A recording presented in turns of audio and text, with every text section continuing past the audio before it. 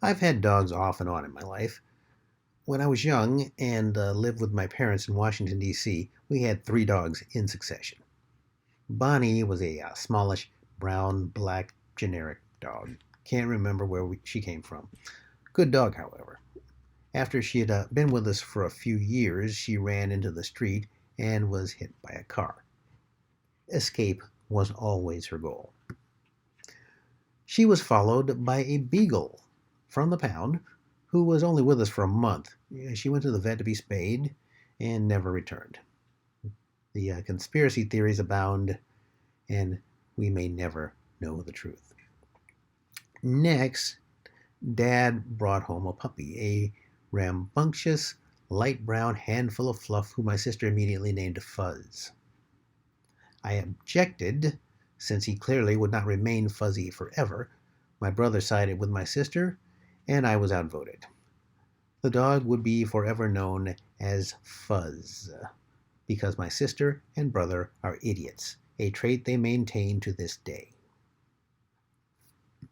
Fuzz was, however, a great dog, beautiful, smart, obedient, athletic, and loved to play. He could snatch a frisbee out of the air, and he would not rape my plate if I left it on the floor for a few minutes. Fuzz lived to be 16 despite eating half as much chocolate as I did. Fuzz died quietly while I was in Houston doing stand-up comedy, and I moved directly to Los Angeles from there. Living in apartments and working on the road for months at a time made having a dog seem unfair. I thought I might get a dog someday if I ever had a house with a yard. My parents lived dogless for the rest of their lives.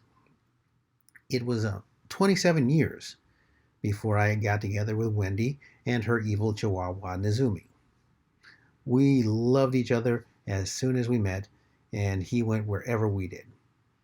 He was indifferent to me when I came home, barked when he was hungry or wanted to go outside, and he paused to smell a lot when we went for walks. When he found a turd on the ground, he would stop and look at me like, "You gonna get that?" "No, I pick up after you.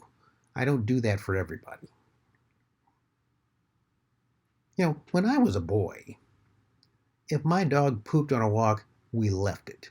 We didn't carry bags in our pocket. That was nature's job. One of the ways that Wendy and I pay the mortgage is by taking care of other people's dogs and cats.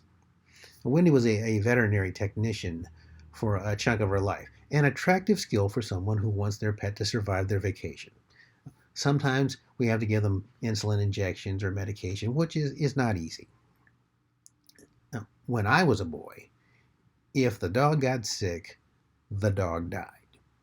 We didn't spend thousands of dollars on tests and insulin injections or chemo. We dug a hole in the backyard. Times have changed. Now, our dog Nizumi had been having seizures for a year or so when we took him to a new vet for a checkup.